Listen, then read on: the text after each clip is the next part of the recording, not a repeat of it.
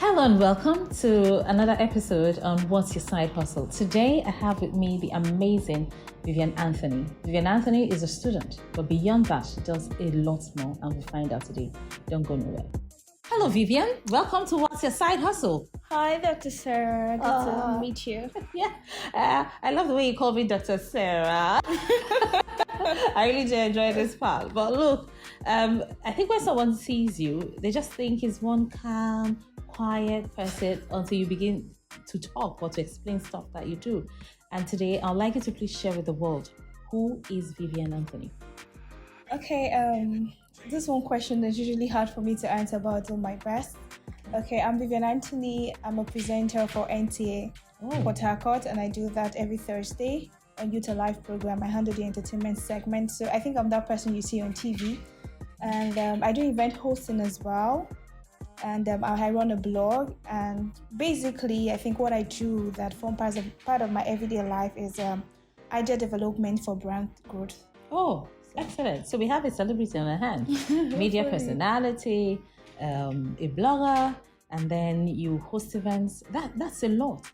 But the primary task, which is why you're here on this platform, is that you're a student. Yes. Tell us about the student life. What are you studying? What level are you? Okay, I'm a law student, University of Port Harcourt, 300 level.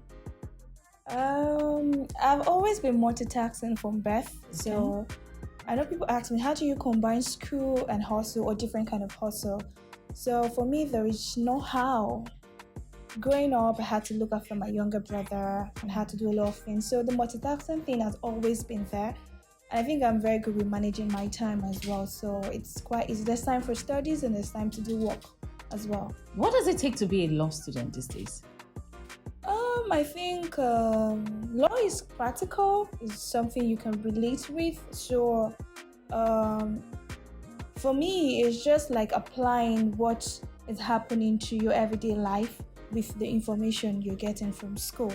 But you have to as well study. You have to study as well. So basically reading, studying, applying. Okay. So let's talk about the side hustles in your case. Okay. How did you get into being on TV, for instance, and then hosting events? How did that come about? Okay, I once worked with my university radio station. That's Unique FM. So while I was there, I had a friend. Thank you, Pius. I think you gave me that platform. Oh, thank you, Pius. We love people who support us. So, the person in charge of entertainment news on NTA had a gig outside the country, so they needed a replacement. So, he heard about it, and I said, I know somebody that's really good. That's Vivian.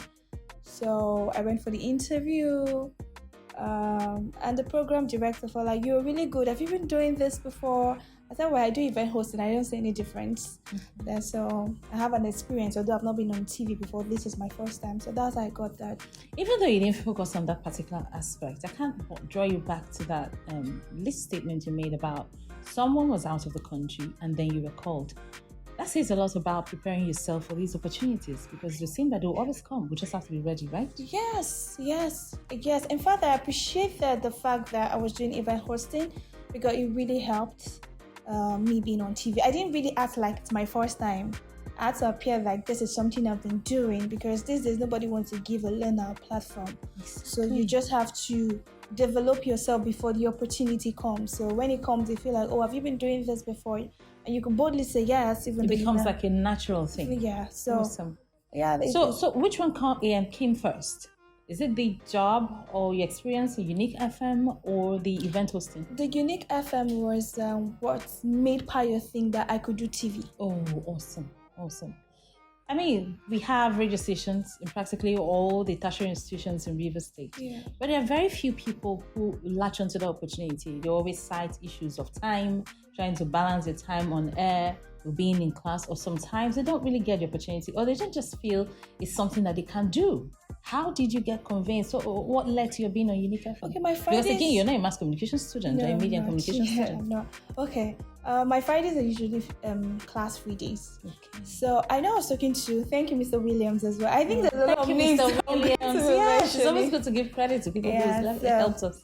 I told Mr. Williams that I want to really build myself around this media space, and I think I want to start with the radio. And he said, okay. I know somebody there, Mr. Samuel, is now the university PRO. I'm still grateful to him. I'm going to talk to him because I think these days it's about who knows who that knows who for you to also get a platform if you don't get a direct call. Yeah, so he spoke with Mr. Samuel about it. Mr. Samuel said there's going to be a challenge because this is basically for mass comm student and you're a law student. Except you're going to bring us something new because we have somebody for news, we have somebody for sport. Yeah. Well, okay, what will I do? And then I came up. It helped me. I think my program is fresh and new in Nigeria. Oh, wow. Yeah, and I think I did some research. I don't think there's any program like that abroad. Okay, so tell us a little bit about this program. Okay, it's called Law and Lifestyle. Okay, so Law and Lifestyle. So what the content of the program is, I get to tell you about lawyers into different fields, like celebrity lawyers. Okay. There are quite a lot of celebrities who are lawyers that people don't know. The likes of RMD, the likes of Omaomi, the likes of there's so many of them. Kanayo is also a lawyer. The one just got called. Yeah. There's Lasisi Elanhub. Oh, really? MC Lively. Okay, so I think what's more interesting, and I think that our viewers would like to learn, people would like to learn about is how do you feel their training as lawyers is influencing what they're doing now? There has to be a correlation. It's one thing to be a lawyer, but there's a particular kind of training that comes to being a lawyer that can translate to everyday life. I think law is one field that cuts across every aspect. There's law for entertainment, there's law for sports, there's law for students. So being in a field where there's rules and regs regulating every aspect of life probably help them fit in. Yes. Yeah, and probably I feel most times people study law because maybe intimidation, oppression, or one or two reasons. But for me, I would say every family, every community needs a lawyer. That's true. Because justice is not cheap and injustice is inevitable. Law is that cause where... Justice is not cheap. Injustice is inevitable, you said. That's so true. And I'm sure there's so many persons in Nigeria and across the world that can associate or resonate with what she's just said. Yeah. So please, don't go nowhere. Vivian Anthony is still here. We'll be right back.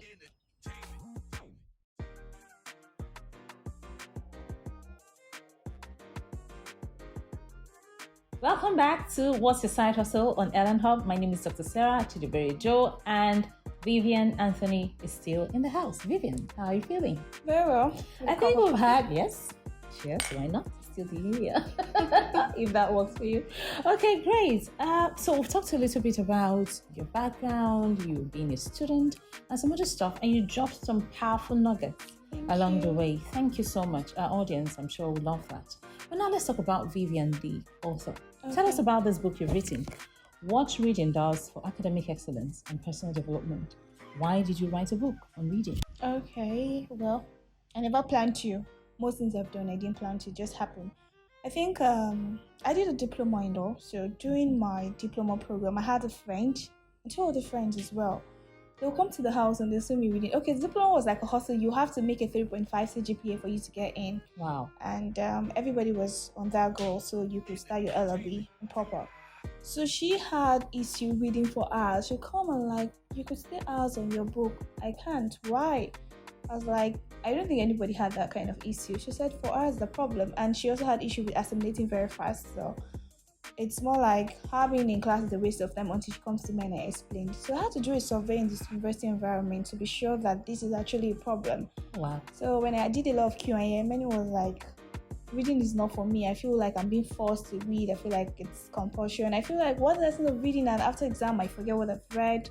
I'm like, okay, since it's a problem, write something that could really help people. So I think that was why that's where the whole idea of what reading does came up. And the book is essentially telling you that you're not reading necessarily because of an exam. Okay, pause now. I think we'll get into the content of the book. I just needed to know why. I love the fact that you said this book is a solution to a problem, one that you researched and you found out. I love that foundation.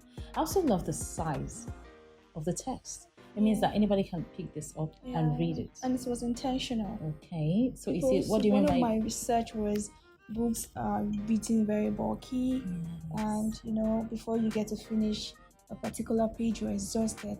I think information can be summarized. So I had to, so if people have a problem with reading, why would you go and write a book that is really big? So why not start with something they could just sit down and read? Since people have problems reading, why write something that's so bulky? Interesting. Some of the landmarks or some of the achievements we've made on Elanhub is because we were able to take information that's so complex and break it down. Even here on YouTube, some of the things we said about research, those are things that you find in textbooks, and they're so bulky and get people at the end of the day even more confused. But since we're able to do the reading, come here, share your thoughts. We're doing so well on that level. That reminds me, if you're writing your research project and you're having difficulties, just visit the Elanhub channel and you'll be surprised how easy it is to do your project. But now, let's get back to Vivian in the book. What do we find in this book? What is it really about? First, the book relates to your issue as the issue you have with reading, which is what we discussed. Some say reading is boring. Some say reading is stressful. So it reorients your thoughts about what you think about reading. So I think that has to do with the chapter 1. Then the books also talk about how you can prepare for examination, because I wrote, like I said, the survey was around the academic board, so I had to write fitting, but other content has to do with your personal development, how to prepare for exams. If you know that you take time to assimilate, then your reading should start even before school resumes or as the school resumes. But if you know that there are some persons, they have this, is it called photographic brain? They just look at it and then it sticks. Yeah. You can read anytime. There's no rules to reading. So in other words, you speak to the difference in personality traits and character. Yeah, that's you have really to understand yourself. You have to understand your student life. You have to understand your student life. And then I talked about reading timing as well. 2 hours is fine. 2 hours is fine. And you determine when is the 2 hours. Okay, so 2 hours per time. Yes, 2 hours per time. It could be morning, it could be night. I just talk about day readers and night readers. I am not a day reader. I am not a night reader. I am a day reader. I also talk about motivation. People read out of pressure too. So people read when they're pressurized. So if you have to be around that space where you think exam test is tomorrow, and that's when you grab things very fast. I have respect for this woman because she has a way of saying so many things and just looking past them. But you've dropped a lot of information, and I think we should dig into each of them. For instance, you talk about day readers, night readers. There's some persons who don't even know that they are day readers. What does it mean to be a day reader? What does it mean to be a night reader?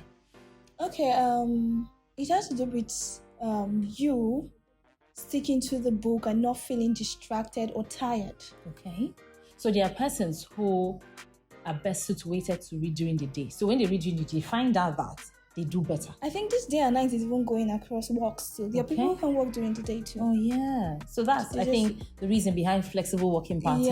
So you can do your work in the morning or at night. So what you do, for instance, how active you are. Yeah. Are you active at night or you're active during the day? So it means, therefore, that for people who are not even sure, you can begin to experiment from now and find out when best. Let me try this reading thing. But some persons don't. Let me try it. Let me try reading during the day, say between 9 and 11. Let me see how I'm able to assimilate information. Or you try midnight, 9 p.m. to 11 p.m. or 11 p.m. to 1 a.m. in the morning. See what works for you. And then you talk about timing as well. Why 2 hours? Okay, I think for a starter, you have to take it slow. Okay. So and build your way up. You could build to 4, 6, 5 hours. So for a starter, which is the primary persons this book will focus on, I said 2 hours. So try with 2 hours, then you grow.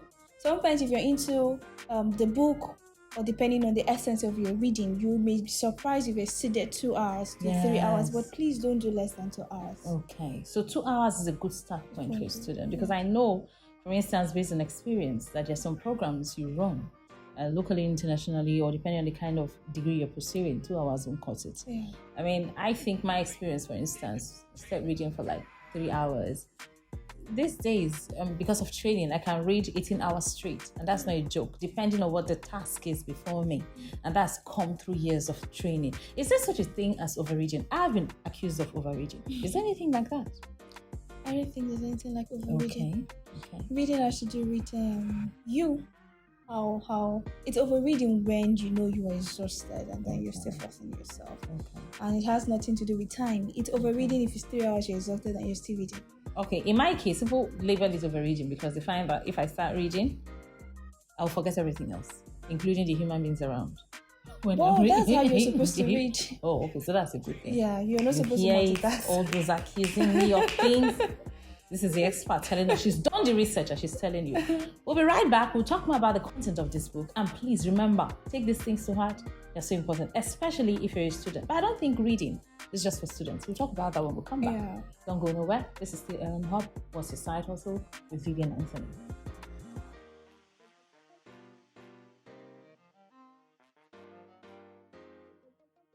This is What's Your Side Hustle on Elanhub. My name is Dr. Sarahchidieberejoe, and Vivian is still here. Vivian, how many chapters in this book? How many pages? 5 chapters? Yeah, 52 pages. So it's very easy. You can just be in the bus and you've read this already. Yeah, that's the whole idea, right? To make it really simple. Okay, so there's a particular section, just because of what's going on, students write exams all the time, and I think this pertains more to them. And then we'll talk about reading for other people. Reading is not just for students alone. It should be a life trait and character, right? Yeah, sure. Okay, so to page 25, you have here how to build confidence before and during exam. Oh, that's one thing people are scared of, exam. Yeah. Students can take all the lectures, but once it's time for exam, fever, headache, all manner of excuses, period pains, they just seem to magnify.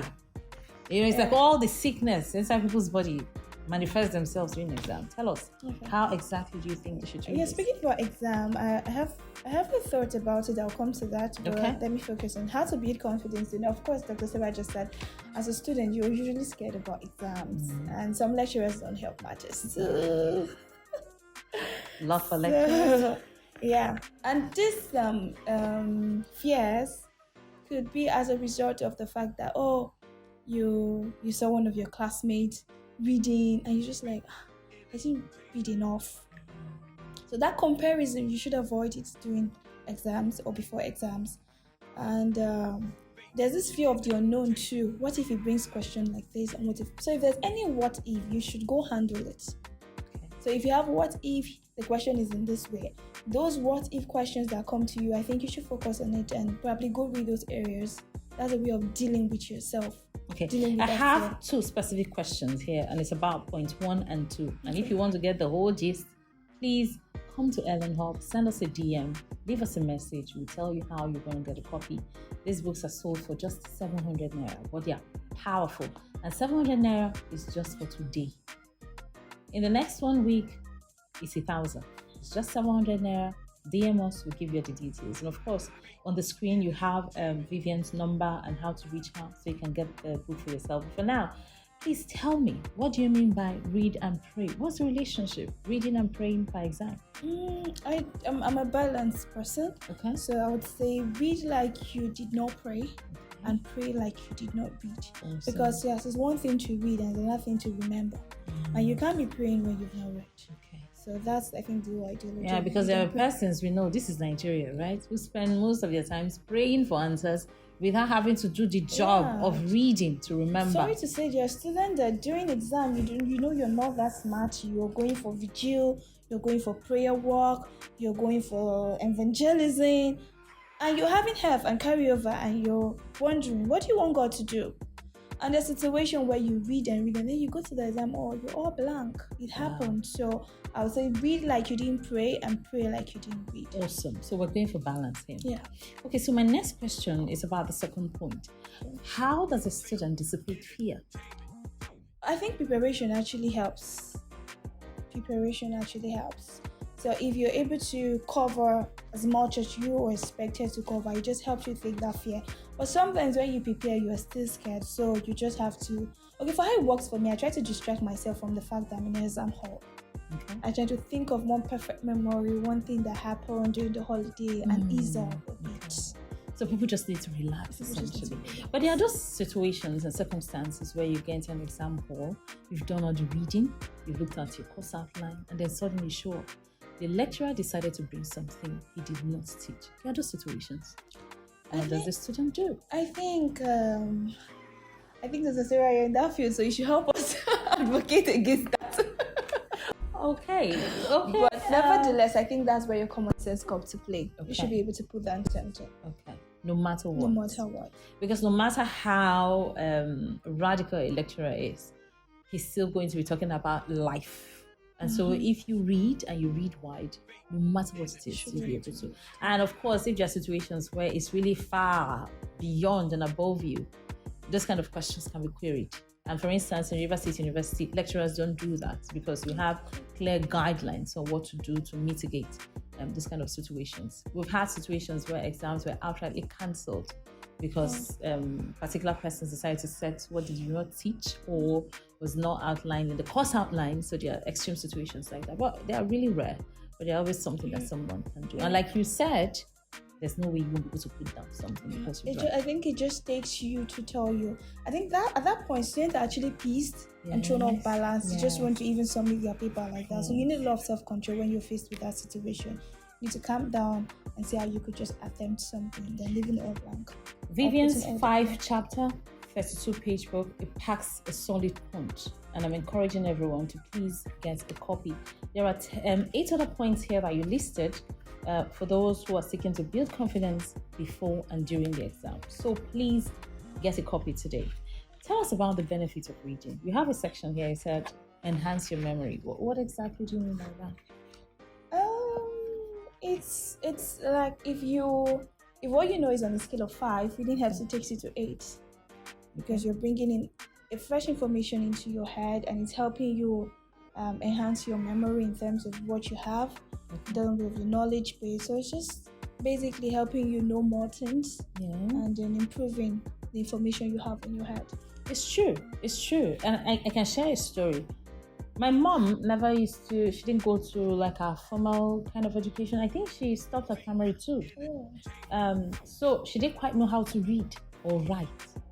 Today, Mama reads and writes. And she did that just by studying the Bible. Wow. Just by studying. I mean, sometimes when she speaks English, I'm like, she can still make some mistakes. But the quality of the grammar and the passion in terms of her. Yes. And this is years ago. My mom is over 70. Whoa. So you can imagine just by reading the Bible. So you're right when you say enhance your memory because by exercising your brain. And I'm sure there's research to back that up. The more you read, the more you stay afresh. In fact, I was listening to a message today by the amazing T.D. Jakes. He talks about teachers who will not read. Once you stop reading, you start dying. In fact, the way he put it is, once a teacher stops being a student, they begin to become irrelevant. It's a powerful statement, but it's true. We all need to read. What advice do you have for people who are no longer students and they can't just find the time to read a book? How did they then read and keep enhancing their memory? Okay, thank God for technology. You mustn't necessarily have a book. There are ebooks and there are some articles that could help as well. I think reading has to be intentional and it's not for reading's sake, but there should be a purpose. Like for me, if I'm getting a book, it has to do with my weaknesses or areas I want to improve. So if you know that there's something you're dealing with, or something you want to do, or you want to learn better, then a book will be a solution. So you don't have to be a student, you don't have to be preparing for an exams. You just want to probably learn how to trade for us, or you want to learn how to do this, and there's a book for that. Why not? Or it's about relationship, your love life, it's about marriage. There's a book for everything. So you should go get it, and it could just give you that clarity you need. Okay. We'll talk about other subjects with Vivian, but remember, the last thing we talked about now is she said there's a book for everything. It doesn't have to be a hard text. It doesn't have to be a textbook. It can just be a book about how to be a good wife or be a good husband or understanding women, if there's a solution to that. Whatever it is, there's a book for it. Okay, to wrap this up, Vivian, let's talk about your prospects for the new year. This is 2022. The year is still fresh. What's the plan? Oh, I think I want to join the billionaire gang like Dr. Sarah's. You're wise, I dare say. 2022, I want to be focused into my finance. I want to grow my finance a lot. So everything is being monetized now. So if you're getting free brand development growth idea from Vivian, I think there's no more freebies. Good. And then I have a partnership with PC Concept. They are into movies and they need more storylines. So I think I have some storylines I want to sell off to them or work with them. So I'm going to be shooting some films this year. And my blog, we're going to be rebranding. We have a lot of partnership we want to put up with the student environment, especially the SUG bodies, to see how what they are doing can be outside the school environment and get there. So, and that's also coming up. And do my thing on TV. Any wedding in the works? No wedding this year. No wedding this year. You heard it first on Elanhub. If Vivian Anthony that gets married, we have a scoop. Awesome. Thank you so much for coming on Elanhub. This is such a pleasure having this conversation with you. I really enjoyed myself. Thank you. Yes. Thank you. Me too. I'm a fan of Elanhub anyway. Yes. So please always visit Elanhub. Thank you. Remember to follow us on all platforms for more gists like this. This has been What's Your Side Hustle on Elanhub. My name is Dr. Sarahchidieberejoe. I've been talking with the amazing Vivian Anthony. Vivian, thank you for coming. Thank you, Dr. Have a lovely day. You too.